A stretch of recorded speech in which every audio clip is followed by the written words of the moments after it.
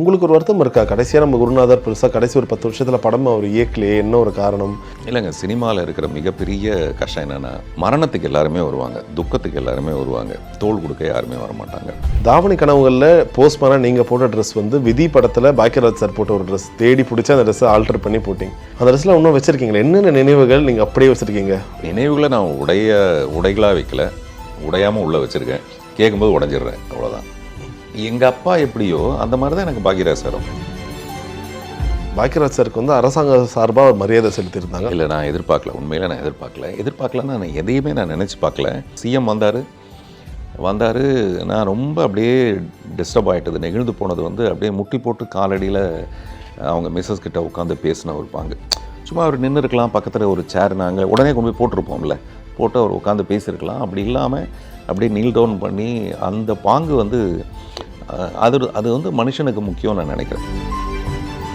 சாந்தனுவை பார்க்கும்போது அவருடைய மனநிலை எப்படி இருக்கும், அவர் அப்படியே கட்டி பிடிச்சாரு. சரி, அப்படியே போகிறாருன்னு பார்த்தா என்ன திரும்பி பார்த்தா என்னை வந்து அப்படியே கட்டி பிடிச்சாரு. நான் சொன்னேன், எனக்கு எல்லாமே அவர் தானே சார் அப்படின்னு. ஐநோ அவருக்கும் நீங்கள் தானே அப்படின்னாரு. அப்புறம் அப்படியே பேசிகிட்டே போனோம், எதுவாக இருந்தாலும் நீங்கள் எனக்கு சொல்லுங்கன்னு. அது வரைக்கும் எனக்கு தெரியாது இது வந்து ஒரு அரசு மரியாதை கொடுக்க போகிறாங்கன்னு சொல்லிட்டு. அப்புறம் அவர் காரில் ஏறி போனதுக்கப்புறம் நான் யோசித்தேன், இதை நம்ம அப்போ கேட்டிருக்கலாமோ அப்படின்னு. ஆனால் கொஞ்ச நேரத்தில் பார்த்திங்கன்னா அது வந்துடுச்சு. அதை நம்ம கேட்டு செய்கிறத விட கேட்காம வர்றது தான் நமக்கு ரொம்ப பெருமையான ஒரு விஷயம். பார்த்திபன் சாரோட ஸ்பான்டினிட்டி எங்களுக்கு எல்லாருக்குமே எப்பவுமே பிடிக்கும்.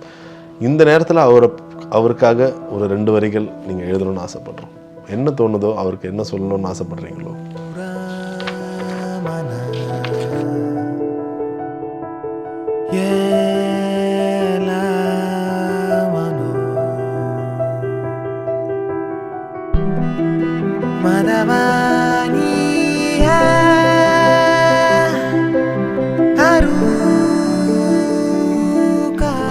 எழுதுறதுக்கு பக்கமாக எழுத முடியும், அவ்வளோ இருக்குது.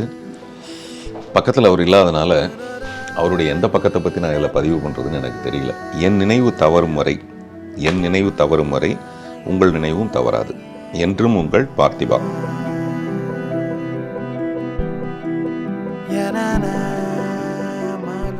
Max Gold, cash for gold. Call 044-4545-4545.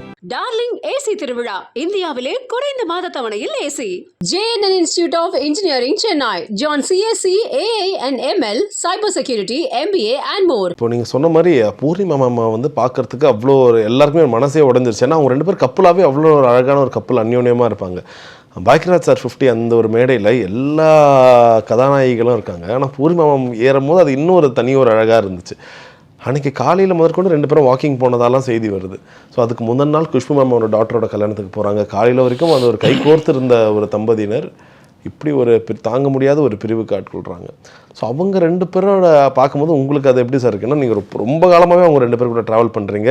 நீங்கள் இன்னும் ஃப்ரெண்ட்லியாக பேசிங்க, அந்த ஒரு கிண்டலோடு சேர்ந்த ஒரு நட்பு இருக்கும் நீங்கள் பேசும்போது. ஸோ இல்லை, நீங்கள் சொல்லும்போது அழகான கப்பல், கப்பல் வந்து அழகாக தான் இருக்கணும்னு அவசியம் இல்லை, அது அண்டர்ஸ்டாண்டிங்கோடு இருக்கிறது மட்டும்தான் முக்கியமான விஷயம். நம்ம ஜென்ரலாகவே அப்படி தான் பார்ப்போம். நிறைய விஷயங்களை வந்து ஒரு அழகின் அடிப்படையில் தான். அது திரைப்படத்தில் நடிக்கிறதுக்கு வந்து மேபி அழகு தேவைப்படலாம், பட் குடும்பத்துக்கோ வாழ்க்கைக்கோ அழகு வந்து ஒரு எக்ஸ்ட்ரா தான். அது வேணும்னா இருக்கலாம், இல்லாட்டி இல்லாமல் இருக்கலாம்.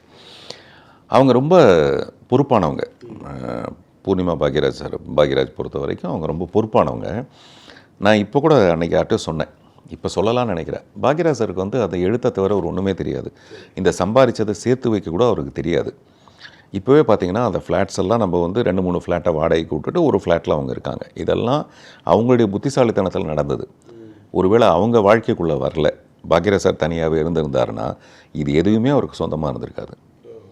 இன்றைக்கி நம்ம ஒரு இடத்துல வச்சோம்ல, அந்த இடம் கூட அவருக்கு சொந்தமாக இருந்திருக்காது. அவ்வளோ இன்னோசென்ட்டாக அவர் இருந்திருப்பார். அவருக்கு தெரியாது இதை எப்படி பாதுகாக்கிறதும் தெரியாது. அது எல்லாத்தையுமே பார்த்துக்கிட்டவங்க அவங்க தான். பாரதி ராஜா அவருடைய மரணம் வந்து பாக்யராஜ் சார் ரொம்ப ஒரு எப்படி சொல்கிறது, மனதளவில் ரொம்ப பாதிச்சிருச்சா? ஏன்னா நிறைய இப்போ ஒவ்வொருத்தரும் ஒரு மாதிரி காரணம் சொல்கிறாங்க. நல்லா இருந்தார், திடீர்னு இப்படி ஒரு கார்டியாக் அரெஸ்ட் அப்படி சொல்கிறாங்க. இன்னும் சில ஒரு நடிகர் எந்த அளவுக்கு அது உண்மைன்னு தெரியல, அவருக்கு ரொம்ப ஒரு செயின் ஸ்மோக்கராக இருந்தார், நடுவில் அவர் விட்டுட்டார். அப்போது ஆரம்ப காலத்தில் பிடிச்ச புகை கூட இதுக்கு ஒரு காரணமாக இருக்குன்னு சொல்லி ஒவ்வொருத்தரும் ஒவ்வொரு கதைகள் சொல்கிறாங்க. இல்லை, நம்ம அதெல்லாம் அக்கௌண்ட்டில் எடுத்துக்கணும். அதாவது அவர் பிடிச்ச புகை இது வந்து பகையாயிடுச்சுங்கிறது நம்ம அக்கௌண்ட்டில் எடுத்துக்கணும். அது உண்மையோ பொய்யோ, சரி, அது அட்லீஸ்ட் இப்போ புகை பிடிக்கிறவங்களுக்காவது ஒரு காரணமாக இருக்கும். ரொம்ப செயின் ஸ்மோக்கராக இருந்தார், பயங்கர செயின் ஸ்மோக்கராக இருந்தார். அப்புறம் வர வர அவர் குறைச்சிட்டாரு. அது குறைக்கிறதுக்கு நிறைய காமெடி. அதாவது இவர் ஒரு சிகரெட்டை குறைக்கிறதுக்காக என்ன பண்ணுவாருன்னா, சுற்றி யாரோ சொல்லுவாங்க சூயிங்கம் போட்டால் நல்லது அப்படின்னா சூயிங்கம் வாங்கி வச்சுருவோம். அப்புறம் வெத்தலைப்பாக்கு போட்டால் நல்லது, வெத்தலைப்பாக்கு வாங்கி வச்சுருவோம். இது அது இதுன்னு பார்த்தா ஜலதரங்கம் வாசிக்கிற மாதிரி ஒரு 10 ஐட்டம் இருக்கும். இது நம்மளோட டைம்லலாம் அந்த மாதிரி தான். அவர் ஒரு சிகரெட்டை பிடிக்கிறதுக்கு பதிலாக இதை எடுத்து போட்டு வெத்தலைப்பாக்கு போட்டு அப்புறமேல வாயை குப்பிடிச்சிட்டு வந்துட்டு சூயிங்கத்தை எடுத்து போட்டு இதை பண்ணிவிட்டு கடைசியில் போய் சிகரெட் எடுத்து போய் அடிச்சுட்டு வந்துடுவார். நான் சொன்னேன், இதுக்கு பதிலாக நீங்கள் அதிலே ஸ்ட்ரெயிட்டாகவே போயிடலாமா சார், இன்னும் ஏகப்பட்ட கெட்ட பழக்கத்தை வர கற்றுக்குறீங்க நீங்கள் அப்படின்னு சொல்லிட்டு. அதனால் அவர் ஸ்மோக்கிங் ஹேபிட் இருந்தது. இப்படி தான் விட்டார் கடைசியில் அது. அப்புறம் அவர் ரொம்ப ஸ்ட்ராங்கான ஒரு மைண்ட் அவருக்கு. பட் உள்ள என்ன நினைக்கிறேன், அவங்க பிரவீனா மேம் இறந்தப்போ அவர் அழவே இல்லை. எங்களுக்கெல்லாம் என்ன தோணுச்சுன்னா, எல்லாரும் பெரியவங்களாம் என்ன சொன்னாங்கன்னா, உடஞ்சி அழுதுட்டா பரவாயில்ல, இவர் ஏன் இப்படி இருக்காரு, அடைச்சிடக்கூடாது அப்படிலாம் சொன்னாங்க.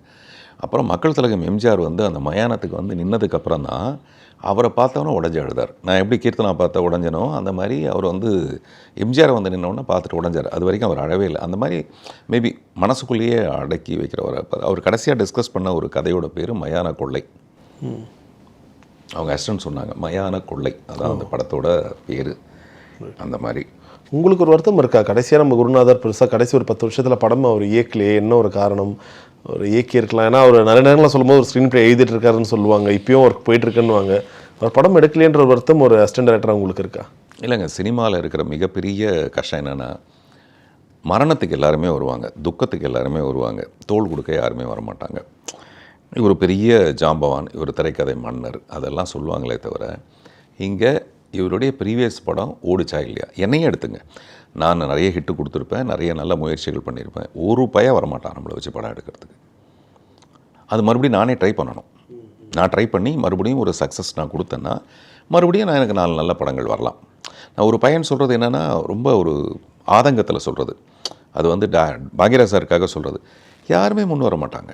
எனக்கு நல்லா ஞாபகம் இருக்குது, கைதி டேரி டைமில் 4 லைன் தான் கதை சொன்னார், 4 லைனு, உடனே கதை ஓகே ஆகிடுச்சு. அதுக்கப்புறம் எனக்கு நல்லா தெரியும், அவர் ஹைதராபாத்துக்கு பல தடவை போயிட்டு வந்தார் கதை சொல்கிறதுக்கு, ஒரு கதை கூட ஓகே ஆகலை. அது டெஃபினட்டாக ஒரு ஸ்ட்ரெஸ் இருக்க தான் செய்யும். அதான் நீங்கள் வந்து திறமையானவனை விட வெற்றியாளனை மட்டும்தான் கொண்டாடும் இந்த உலகம். அதனால் வெற்றி ரொம்ப முக்கியம். அதனால் இப்போ நம்ம இப்போ நான் என்ன புரிஞ்சுக்கிறேன்னா, இந்த நேரத்தில் நமக்கு யாரும் வரமாட்டாங்க. நம்மளுடைய வேலை மறுபடியும் ஒரு படத்தை ஹிட்டு கொடுக்கணும், கமர்ஷியல் ஹிட்டு கொடுக்கணும். இது வந்து வியாபாரம் தானே. யாராவது 10 கோடி ரூபாய் போட்டு நீங்கள் வந்து நல்லா இருக்கணும்லாம் யாரும் எடுக்க மாட்டாங்க. எனக்கு அந்த மாதிரி தான் என்னுடைய முதல் பட ப்ரொடியூசர் சுந்தரம் சார் அமைஞ்சார். கதை திரைக்கதை வசனம் இயக்கம்னு ஒரு படம் பண்ணும்போது அப்போது ஒரு ப்ரொடியூசர் ஒருத்தர் மிஸ்டர் மோகன் வந்து அமைஞ்சார். அதே மாதிரி மிஸ்டர் கால்டுவெல்னு ஒரு 4-5 நண்பர்கள் அப்படி தான் வந்தாங்க. பட் இந்த 10 ரூபா போட்டது 15 ரூபா ஆனால் தான் நம்ம தொடர்ந்து அவங்கள வச்சு படம் பண்ண முடியும். அந்த ரியாலிட்டியை நான் இப்போ புரிஞ்சுக்கிட்டதுனால இப்போ நான் பண்ண போகிற படங்கள் பூரா கமர்ஷியல் படம் தான் பண்ண போகிறேன். எனக்கு தொடர்ந்து நிறைய பட வாய்ப்புகள் எனக்கு வரும். இந்த மாதிரி ஒரு விஷயம் வாய்ப்பு வரத்துக்கான வழி இல்லாமல் போச்சு பாக்யராஜ் சாருக்கு. பரவாயில்ல, அந்த வெற்றியெல்லாம் வந்து சாந்தனு கொண்டாடுவார்னு நம்புவோமாக. நிச்சயமாக. தாவணி கனவுகளில் போஸ்ட்மானாக நீங்கள் போட்ட ட்ரெஸ் வந்து விதி படத்தில் பாக்யராஜ் சார் போட்ட ஒரு ட்ரெஸ், தேடி பிடிச்சி அந்த ட்ரெஸ்ஸை ஆல்டர் பண்ணி போட்டிங்க. அந்த ட்ரெஸ்ஸில் இன்னும் வச்சுருக்கீங்களா? என்னென்ன நினைவுகள் நீங்கள் அப்படியே வச்சுருக்கீங்க, மைண்டில் வச்சுருக்கீங்க, பொருளா இல்லை விஷயமா என்னென்ன வச்சுருக்கீங்க? அப்படியே நினைவுகளை நான் உடைகளாக வைக்கல, உடையாமல் உள்ளே வச்சுருக்கேன். கேட்கும்போது உடஞ்சிடுறேன், அவ்வளோதான். எங்கள் அப்பா எப்படியோ அந்த மாதிரி தான் எனக்கு பாக்யராஜ் சாரும். அது வந்து நீங்கள் எப்படி பார்க்குறீங்கன்றதை பொறுத்து தாங்க. இப்போ நான் அவர் அப்படி தான் பார்த்தேன், என்னுடைய குருநாதர். அவர் இல்லைன்னா நான் வந்திருக்கவே மாட்டேன்னு நான் நம்புகிறேன். பட் அவர் சொல்லுவார், நான் இல்லைனா கூட நீ எப்படியா வந்துடுவேயான்வார். இது என்னுடைய முதல் படம் சுந்தரம் சாரும் சொல்லுவார். நான் அவர்கிட்ட சொல்லுவேன், நீங்கள் இல்லைனா நான் வந்திருக்க மாட்டேன் சார். அது எனக்கு தெரியாது, இல்லை நான் இல்லைனா கூட நீங்கள் வந்திருக்க மாட்டீங்க. ஆனால் நான் சொன்னேன், வந்ததுக்கு வழி நீங்கள் தானே, என் கண்ணில் தெரிஞ்சது நீங்கள் தானே. இந்த பாக்யராஜ் சார் வந்து எனக்கு ஒரு இன்ட்ரோ இப்படி கொடுத்ததுனால தான் 4 பேர் என்னை கூப்பிட்டு கதை கேட்க ஆரம்பித்தாங்க. அதில் என்னுடைய கதை பிரமாதமாக இருந்திருக்கலாம், என்னுடைய முயற்சி அதில் நல்லா இருந்திருக்கலாம். பட் ஒரு இன்ட்ரடக்ஷன் ஒன்று வேணும் இல்லை, அதை கொடுத்தவர் அவர் தான். அதனால் அது அப்படி தான் இருப்பார் உயிர் வரை, அப்படி தான். சில பேரை நம்ம மனசில் அப்படி தான் வச்சுக்கோம், அதில் வந்து மாற்றமே இருக்காது. நான் அவரை விட அதிகமாக வளர்ந்து நான் ரொம்ப பெரிய டைரக்டராகி என்ன சாதிச்சா கூட எனக்கு அவர் தான் குரு, அந்த மாதிரி. இது எல்லாமே நம்மளுடைய மனசுக்குள்ளே இருந்து பார்க்குறது. இப்போ நான் பேசுனதில் ஏதாவது தவறு இருந்தால் தயவுசெய்து மன்னிச்சிருங்க. எங்கேயாவது தவறி போய் கொஞ்சம் வேகமான வார்த்தைகள் வந்துடும். நான் ரொம்ப உணர்ச்சி வசப்பட்டு பேசுகிறவனே தவிர ரொம்ப பிளான் பண்ணி பேசுகிறதில்ல. நம்ம மேடைகளுக்கு போய் பேச போகும்போது ரொம்ப அழகுபடுத்தி பேசலாம் அப்படின்னு தோணுமே தவிர, இந்த பர்டிகுலர் விஷயத்தில் நான் அப்படி இல்லை. இந்த 2 நாளாக நடந்த விஷயத்தில் கூட என்னை அறியாமல் யாரோ ஒரு அசிஸ்டன்ட் டைரக்டர் அவர் கோவப்படுற அளவுக்கு நான் பண்ணியிருந்தா, அந்த மாதிரி நிறைய பேர் யாராவது மனசை வருத்தப்படுத்தியிருந்தால் என்னுடைய வருத்தத்தை நான் தெரிவிச்சுக்கிறேன்.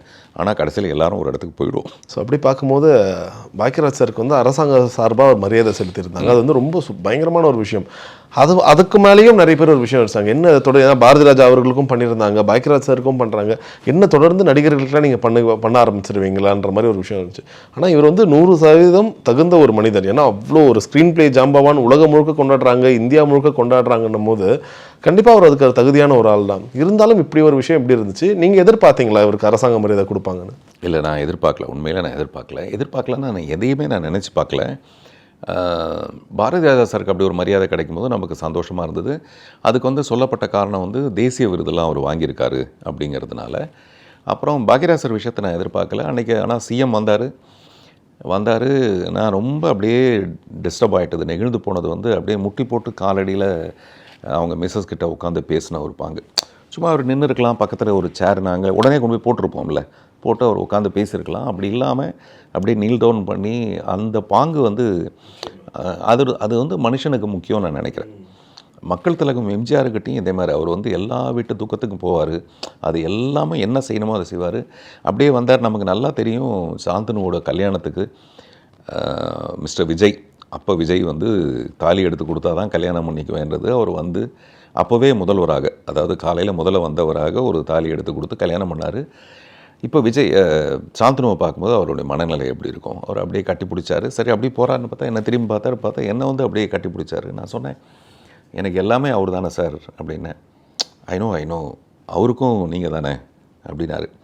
அது வந்து எனக்கு ரொம்ப சந்தோஷமாக, அந்த வருத்தத்தில் சந்தோஷமாக இருந்தது. ஸோ எல்லாருக்கும் தெரியுது. ஆமாம், நான் உணர்ந்தது தான் இவங்களுக்கு எல்லாருமே. அப்புறம் அப்படியே பேசிகிட்டே போனோம். எதுவாக இருந்தாலும் நீங்கள் எனக்கு சொல்லுங்கன்னு. அது வரைக்கும் எனக்கு தெரியாது இது வந்து ஒரு அரசு மரியாதை கொடுக்க போகிறாங்கன்னு சொல்லிட்டு. அப்புறம் அவர் காரில் ஏறி போனதுக்கப்புறம் நான் யோசித்தேன், இதை நம்ம அப்போ கேட்டிருக்கலாமோ அப்படின்னு. அது ஆனால் கொஞ்சம் நேரத்தில் பார்த்திங்கன்னா அது வந்துடுச்சு. அதை நம்ம கேட்டு செய்கிறத விட கேட்காம வர்றது தான் நமக்கு ரொம்ப பெருமையான ஒரு விஷயம். அதனால் என்னை பொறுத்த வரைக்கும் எங்கள் டைரக்டருக்கு அரசு மரியாதை கிடைக்கிறது, அதுக்கு பின்னாடி நான் யோசிக்க மாட்டேன். அது குதர்க்கமாக இது சரியாக தப்பான்னு யோசிக்கிறவங்க அவங்களுடைய விருப்பம். அது வந்து யார் வேணாலும் அவங்களுக்கான அந்த லிபர்ட்டி இருக்குது பேசுறதுக்கு. பட் லிபர்ட்டிங்கிறது எது வரைக்கும் இருக்குது, அது என்ன மாதிரி வார்த்தைகளை பிரயோகப்படுத்துகிறோங்கிற ஒரு விஷயம் இருக்குது. அதனால் அரசு மரியாதை கொடுத்த மாண்புமிகு முதல்வருக்கு இந்த நேரத்தில் நான் மறுபடியும் நன்றி தெரிவிச்சேன். ரைட். இப்போ நீங்கள் சொன்ன மாதிரி கேட்காம விட்டுட்டுமே கேட்டிருக்கலாமேன்னு, என்ன உங்கள் இயக்குனர்கிட்ட சொல்லாமல் விட்டுட்டுமே கேட்டிருக்கலாமேன்னு வருத்தம்? அது வந்து இப்போ என்னால் நினச்சி பார்க்க முடியல. இதை கேட்டிருக்கலாம் அதை கேட்டிருக்கலாமே. இப்போ எனக்கு என்ன தோணுதுன்னா, வழக்கமாக அது அந்த தெரு வந்து 5th கிராஸ் ஸ்ட்ரீட் வந்து பாக்யராஜ் சார் பேர்லேயே ஏன் அந்த லேக் ஏரியாவே வந்து பாக்யராஜ் ஏரியான்னு ஏன் இருக்கக்கூடாது, அல்லது 5th கிராஸ் ஸ்ட்ரீட் ஆகுது, இது எல்லாரும் யோசிக்கிற ஒரு விஷயந்தான். அப்புறம் இந்த யாரோ கூட சொல்லியிருந்தாங்க, எழுத்தாளர்களுக்கு விருது கொடுக்கும்போது பாக்யராஜ் சார் பேரில் ஏன் கொடுக்கக்கூடாதுன்னு. இன்றைக்கி செல்வமணி சார் என்கிட்ட பேசினார். வர வியாழக்கிழமை அன்னைக்கு சில பேர் என்ன பண்ணாங்கன்னா, இந்த ரைட்டர்ஸ் அசோசியேஷனுக்கு எலெக்ஷன் வரப்போகுது, அதில் பாக்யராஜ் சார் நிற்கிறதா இருந்தது. அதுதான் தவறி போச்சு. அதனால் அந்த இடத்துல நீங்கள் நின்னால் நல்லாயிருக்கும், எல்லா ஓட்டும் உங்களுக்கு தான் விழுவும் அப்படின்னு சொல்லிட்டு சில பேர் எனக்கு நேற்று நைட்டே அனுப்பிச்சிருந்தாங்க. நான் சொன்னேன், எனக்கு இதில் உடன்பாடே இல்லை, சுத்தமாக உடன்பாடு இல்லை. பட் எனக்கு ஒரு விருப்பம் இருக்குது. அந்த விருப்பம் என்னென்னு இன்றைக்கி செல்வமணி சார்கிட்ட சொன்னேன். அந்த எழுத்தாளர்கள் சங்கத்தோட நிரந்தர கௌரவ தலைவர் பாக்யராஜ் சார் தான். நிரந்தர கௌரவ தலைவர். அவர் வந்து எத்தனை பேர் எலெக்ஷன் நின்று ஜெயித்தாலும் அவங்க தலைவராக இருக்கலாம். ஆனால் கௌரவ தலைவர்னு ஒருத்தர், அது வந்து திரு பாக்யராஜ் சார் இருந்தால் நல்லாயிருக்கும். இது வந்து அந்த லெட்டர் பேட்டில் அப்படியே இருக்கும் காலத்துக்கும். இன்னும் 100 வருஷம் ஆனாலும் அந்த லெட்டர் பேட்டில் மேலே ஒரு பேர் தான் இருக்கணும் அப்படிங்கிறது என்னுடைய விருப்பத்தை சொன்னேன். அவரும் வந்து ரொம்ப சரியான ஒரு விஷயம், ரொம்ப பிரமாதமான விஷயம், அது டெஃபினட்டாக செயல்படுத்தப்படும். அப்படி அநேகமாக இது எல்லா உறுப்பினர்களுமே ஒத்துக்குவாங்கன்னு நினைக்கிறேன்.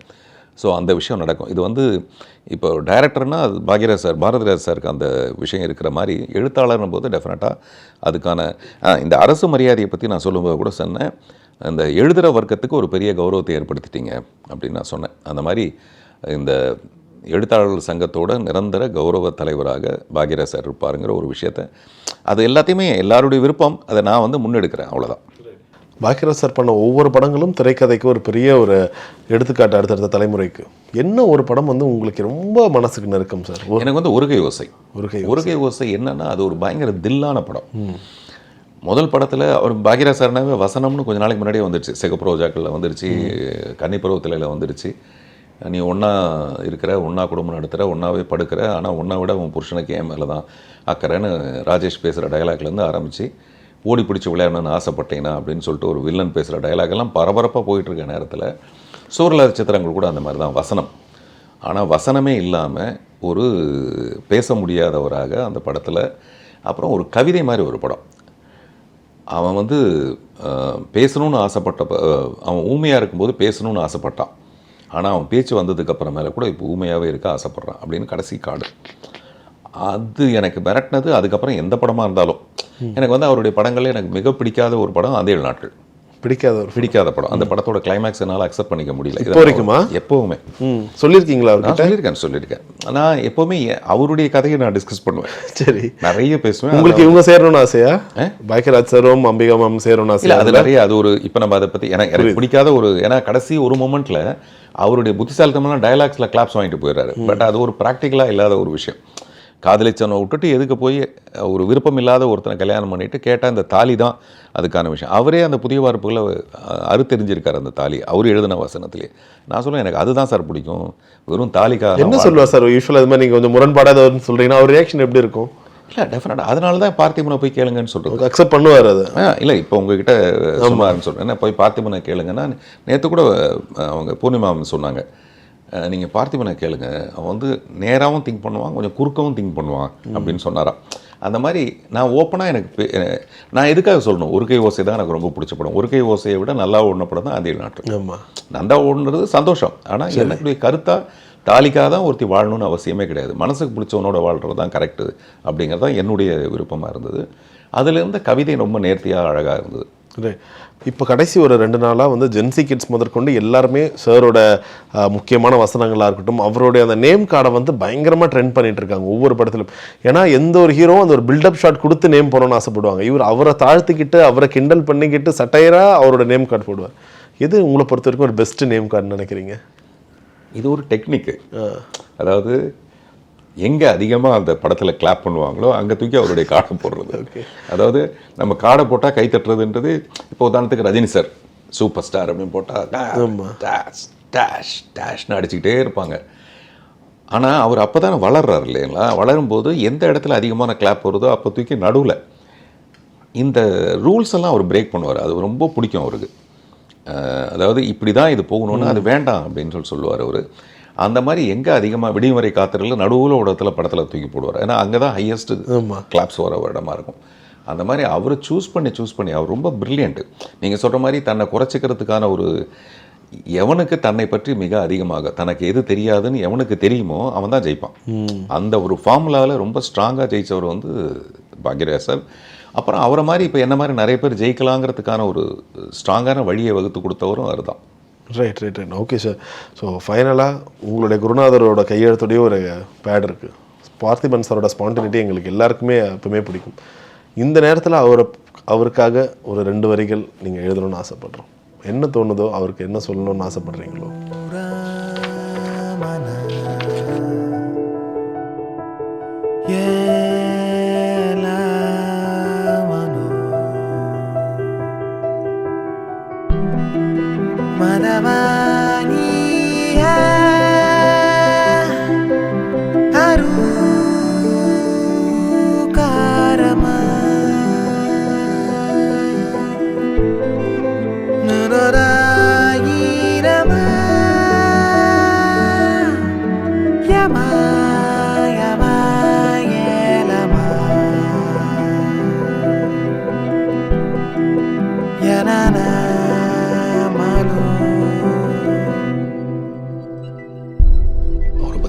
எழுதுறதுக்கு பக்கமாக எழுத முடியும், அவ்வளோ இருக்குது. பக்கத்தில் அவர் இல்லாதனால அவருடைய எந்த பக்கத்தை பற்றி நான் இதில் பதிவு பண்ணுறதுன்னு எனக்கு தெரியல. ஸோ இப்படி எழுதியிருக்கேன். என் நினைவு தவறும் வரை உங்கள் நினைவும் தவறாது. என்றும் உங்கள் பார்த்திபா. அவர் பார்த்திபன் சொல்ல மாட்டார், பார்த்திபா தான். பார்த்திபா. ரைட் சார், ஃபைனலாக ஒரு விஷயம் சொல்லணும்னு ஆசைப்பட்றேன். ஏன்னா கலாட்டா நடத்தும் போது பாக்கியராஜ் 50 சார் அது நடத்தும் போது உங்களுக்கு 2 காலுமே வந்து அவ்வளோ ஒரு பெயினில் இருந்தீங்க. நடுவில் டாக்டர்ஸ் வராங்க, பெயின் கில்லர் கொடுக்குறாங்க, தொடர்ந்து நீங்கள் ஒரு 8 மணி நேரம் நிற்கிறீங்க, நடக்கிறீங்க, சுற்றி ஓடிட்டே இருக்கீங்க. அது முடிஞ்சும் அவ்வளோ ஒரு பேச்சுக்குள்ளாகிறீங்க, என்ன இவர் தான் எடுத்து நடத்தணுமா மற்றவங்களாம் இல்லையான்னு சொல்லிட்டு. உங்களுக்கு எப்பாச்சும் இது ஒரு சலிப்பு ஏற்படுத்தியிருக்கா? என்னடா, ஏன்னா இப்போ அது வந்து அவருடைய இறுதி அஞ்சலி வரைக்கும் அதே விஷயம் நடந்துட்டு இருக்கு. இவர் மட்டும் தான் அசிஸ்டண்ட்டாக இருந்தாரா, இவருக்கு மட்டும் தான் அக்கறையா? உங்களுக்கு இது ஏதாச்சும் ஒரு வழியை ஏற்படுத்தியிருக்கா? நான் கிட்டத்தட்ட இவ்வளோ வருஷமாக நான் டெய்லி மூச்சு வாங்கிட்டு தான் இருக்கேன். மூச்சு உள்ளே போயிட்டுருக்கு, வந்துட்டுருக்கு. எனக்கு அதில் ஒரு சலிப்பு வரவே கிடையாது. ஏன்னா டெய்லி நம்ம மூச்சு வாங்கிட்டே இருக்கோம், சுவாசிச்சுக்கிட்டே இருக்கோம் அப்படின்னு ஒரு சலிப்பு வரல. எப்படி அதில் சலிப்பு வரலையோ, தினமும் சுவாசிக்கிறமேனு ஒரு சலிப்பு எனக்கு ஏன் வரலையோ, அந்த மாதிரி தான் பாக்யராஜர் பற்றி பேசிக்கிறதும் யோசிக்கிறதும். நிஜமாகவே இந்த 2 நாளாக நான் ஓடின ஓட்டம், இந்த காலையிலேருந்து மத்தியானம் வரைக்கும் கொஞ்ச நேரம் ஒரு 1:45-2 மணி வரைக்கும் இருக்கும்போது என் காலெலாம் தடன்னு ஆரம்பிச்சிடுது. எனக்கு உண்மையிலே அந்த 2 நீலையும் கொஞ்சம் ப்ராப்ளம் இருக்குது. அப்பப்போ நான் ஒரு பேட்ச் போட்டு தான் நடக்கிறேன். அதுக்கான ட்ரீட்மெண்ட் நடந்துகிட்ருக்கு. கொஞ்சம் கால் சொல்லாயிடும், கொஞ்சம் ரொம்ப நேரம் ஸ்ட்ரெயின் பண்ண. அன்றைக்கி என்னால் முடியல. அதுக்கப்புறம் தான் ஓடி போய் கொஞ்ச நேரம் உட்காந்துட்டு அப்புறம் திரும்பி மறுபடியும் வந்தேன். அன்றைக்கி பார்த்தீங்கன்னா நீங்கள் அந்த ஜெமினி ஃப்ளைஓவரில் மேலேறி ஓடி இருக்கேன். முன்னாடி போகிற வண்டி ரொம்ப ஸ்லோவாக போயிட்டே இருக்குது. அந்த அந்த ரதம் மாதிரி போகிறது ரொம்ப ஸ்லோவாக போயிட்டுருக்கு. நம்ம வந்து 10:40க்கெலாம் அங்கே போய் சேரணும். அதை சேர முடியலையேங்கிறதுக்காக நான் முன்னாடி போய் அந்த நம்ம அசோசியேஷனை சேர்ந்தவங்களாம் நடந்து போகிறாங்க, அவங்களெல்லாம் வந்து ஓரமாக ஒதுக்கிறதுக்காக நான் காரை விட்டு இறங்கி நான் ஓடுறேன். அப்புறம் பின்னாடி சரத் சார் ஓடி வர்றாரு. இந்த ஓட்டமெல்லாம் என்னால் முடியுதுன்னு எனக்கு தெரியவே இல்லை. எல்லாம் முடிஞ்சு பெசன்ட் நகரில் கொண்டு போய் அதை அஸ்தியை கரைச்சிட்டு வீட்டுக்கு வந்த உடனே, வீட்டுக்கு வந்து என்னால் 1 இன்ச்சு எடுத்து வைக்கிறது பெரிய ப்ராப்ளமாக இருந்தது. இன்னும் சொல்லப்போனால் நான் உள்ளே போய் குளிச்சுட்டு இன்னர் நான் போடும்போது கதவை தட்டுற சத்தம், எதுக்கோ கதவை தட்டுறாங்க. என்னால் போய் கதவை திறக்க முடியல. கிட்டத்தட்ட 15 நிமிஷம் ஆகுது நான் அந்த கதவுக்கிட்ட நடந்து போகிறதுக்கு. வெளியிலெல்லாம் பயப்படுறாங்க. ஏன்னா நானே ரொம்ப ஒரு மாதிரி அப்செட்டாக இருந்தேன், இது என்னன்னு தெரியலையான்ட்டு. அப்புறம் சும்மா இருங்கம்மா, எனக்கு பிரச்சனை உண்டாக்குறது என்ன, நடக்கவே முடியல, ஒரு ஸ்டெப் எடுத்து வைக்க முடியல. ஆனால் அங்கே எப்படி இருந்தால் அந்த வேகம் வந்ததுன்னு தெரியல. அந்த மாதிரி அது ஒரு உத்வேகம், அதில் ஏதோ ஒரு நடக்கணும். இப்போ இதுக்கு என்ன தான் காரணம்னு கேட்குறாங்களா சார்? இப்போ சாரோட மரணத்துக்கு நல்லா இருந்த ஒரு மனுஷன் திடீர்னு இறந்துட்டார். நேற்று நைட் வரைக்கும் சாப்பிட்டு இருந்தார். காரணம் இல்லாத வார்த்தை தான் மரணம். இருந்தாலும் எல்லாமே ஒரு விஷயத்துக்கு முன்னாடி காரணம் எதிர்பார்க்குறாங்க. அது எனக்கு தெரியல. ஹார்ட் அட்டாக்ன்றது இப்போ 25 வயசு பையனுக்கும் 20 வயசு பையனுக்கும் ஜிம்மில் நல்லா ஒர்க் அவுட் பண்ணிட்டு இருக்கவங்களுக்குலாம் வருது. அவர் கிட்டத்தட்ட 73 வயசோ 74 வயசாக இருக்குது. அதனால் அந்த ஹார்ட் அட்டாக் என்ன ரீசன், அது யாராவது, நான் இன்னும் அந்த யோசனைக்குள்ளேயே போகல. இதெல்லாம் ஆராய்ஞ்சிட்டு இருக்கிறதுக்கு நமக்கு இல்லை. அவருடைய இழப்பு மட்டுமே நம்மளால் தாங்க முடியாதா இருக்குது. ஸோ அதனால் கொஞ்ச நேரம் அவருடைய நல்ல நினைவுகளோடு மட்டுமே இருப்போம். நிச்சயமா. Max Gold, cash for gold. Call 044-4545-4545. Darling AC திருவிழா, இந்தியாவிலே குறைந்த மாத தவணையில் ஏசி.